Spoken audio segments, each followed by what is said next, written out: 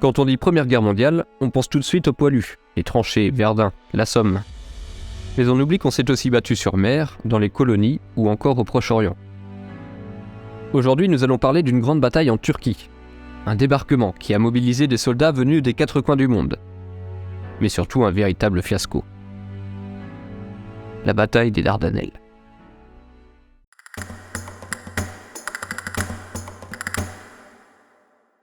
Au début de la guerre, les combats ont d'abord lieu en Europe sur deux fronts principaux. Mais à la fin du mois d'octobre 1914, la situation se complexifie avec l'entrée en guerre de l'Empire ottoman. Le gouvernement a tergiversé pendant plusieurs mois avant de se décider à rejoindre le camp de l'Allemagne et de l'Autriche-Hongrie.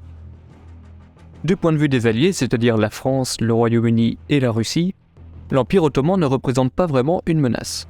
Son armée est certes nombreuse, mais on s'imagine qu'elle est mal préparée et sous-équipée. En réalité, cela fait des années que l'Allemagne arme et forme l'armée turque. Les officiers allemands, comme le général Liman von Sanders, assistent l'état-major et conseillent le gouvernement. Début 1915, les Turcs passent à l'offensive dans le Caucase, où ils sont repoussés par les Russes. Rebelote en Égypte, où cette fois, ce sont les Britanniques qui les arrêtent. Les Alliés voudraient se débarrasser rapidement de cet ennemi. Ils commencent alors à réfléchir à une opération pour frapper fort. C'est finalement le plan proposé par Winston Churchill, qui est alors premier de l'ordre de l'Amirauté, qui est accepté.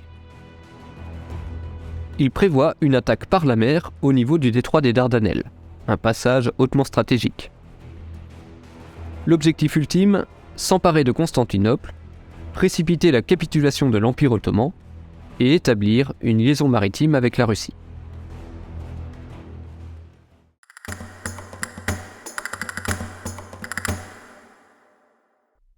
Le 18 mars 1915, une flotte franco-britannique arrive devant le détroit des Dardanelles. Elle tente de forcer le passage en bombardant les positions turques. Sauf que ça ne se passe pas comme prévu. Plusieurs navires sont coulés, touchés par des obus ou par des mines flottantes.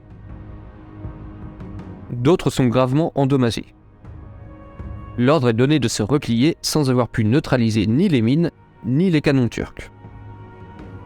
Mais l'objectif n'est pas abandonné pour autant. Cette fois-ci, on prévoit un grand débarquement. Pendant un mois, des troupes et des navires sont regroupés en Méditerranée. Pendant ce temps, les Turcs qui se doutent de quelque chose en profitent pour renforcer leur défense, sur les conseils de leurs amis allemands. Le 25 avril 1915, transportés par une véritable armada, des dizaines de milliers d'hommes débarquent sur les plages de la péninsule de Gallipoli. Et là, c'est le massacre. Dès leur sortie des chaloupes, les soldats sont fauchés par les mitrailleuses et par les obus. À la fin de la journée, les Turcs tiennent toujours les hauteurs où se trouve l'artillerie. Malgré cet échec, Lord Hamilton, qui dirige l'opération, donne l'ordre de tenir les plages et de s'enterrer. Pendant des mois, les Alliés vont ainsi piétiner sur un terrain réduit et exposé au bombardement. Et faute de pouvoir avancer, les soldats se terrent dans des tranchées ou dans des abris à flanc de colline. L'armée alliée qui se trouve là est pour le moins hétéroclite. On y trouve des soldats venus de France et du Royaume-Uni, mais aussi des recrues de l'Empire britannique, comme les Anzacs, c'est-à-dire des volontaires australiens et néo-zélandais. Il y a aussi des Indiens, des Maoris et des combattants venus des colonies françaises d'Afrique, comme des tirailleurs sénégalais. Sur les plages et dans les tranchées de Gallipoli, les soldats vivent un véritable enfer. Ils ont constamment la peur au ventre à cause des bombardements et des snipers. Les troupes sont aussi ravagées par des maladies, telles que la dengue ou la dysenterie. En été, la chaleur est insoutenable et l'eau se fait rare. Beaucoup de témoignages insistent sur un ennemi inattendu, les mouches. Les nuées de mouches attirées par les corps en décomposition et qui font vivre un calvaire aux soldats. En hiver, ce sont le froid glacial et les tempêtes qui rendent la vie impossible. Les combats sont rudes face à un ennemi déterminé à défendre son territoire.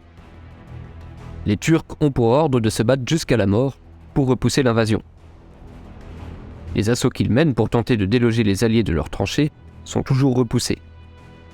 Et dans le No Man's Land, les cadavres s'accumulent au point que des trêves sont négociées pour pouvoir les récupérer et les enterrer. La bataille se déroule aussi sur la mer. Les navires de chaque camp sont la proie des sous-marins ennemis, et cela complique d'autant plus le ravitaillement et le renfort des troupes à terre.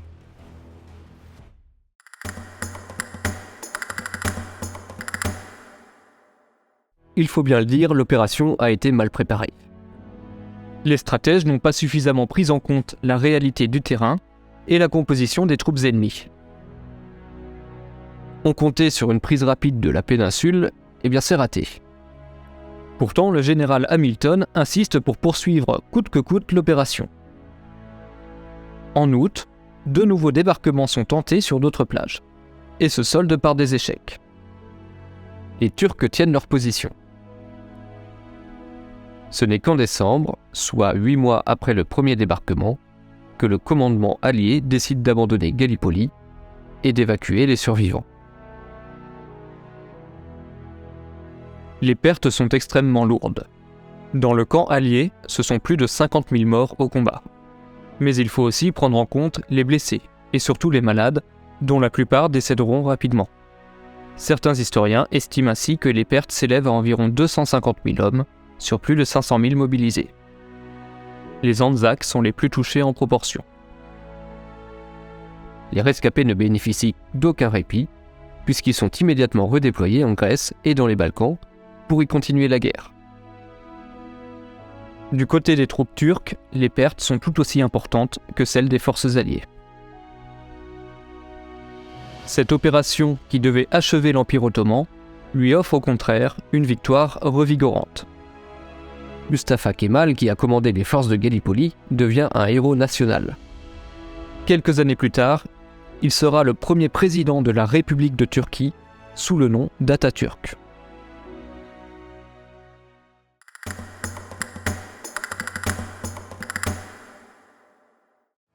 L'expédition des Dardanelles a révélé l'excès de confiance des armées européennes face à un ennemi largement sous-estimé. Churchill et Hamilton ont commis des erreurs tactiques. Ils se sont entêtés à poursuivre les combats, quitte à sacrifier de nombreuses troupes. L'opération, mal préparée, mais mobilisant des effectifs considérables, et notamment des troupes coloniales, a été un désastre militaire et humain pour les Alliés. Les troupes turques, elles, ont réussi à tenir leur position, profitant des avantages du terrain et en sacrifiant de nombreux soldats. Finalement, l'opération n'a eu aucune incidence sur le cours de la guerre. En 1916, les deux camps continuent de s'enliser sur les fronts de France et de Russie. Après la guerre, le souvenir des Dardanelles s'estompe peu à peu en France. On préfère commémorer les grandes batailles qui ont eu lieu sur le sol national. En revanche, Gallipoli reste ancré dans les mémoires des nations australiennes et néo-zélandaises. Chaque année, le 25 avril, c'est l'Anzac Day. Ces deux pays rendent hommage aux milliers de volontaires dont la vie a été sacrifiée à Gallipoli. C'est la fin de cette vidéo, merci de l'avoir regardée. Je vous dis à bientôt pour de nouvelles capsules.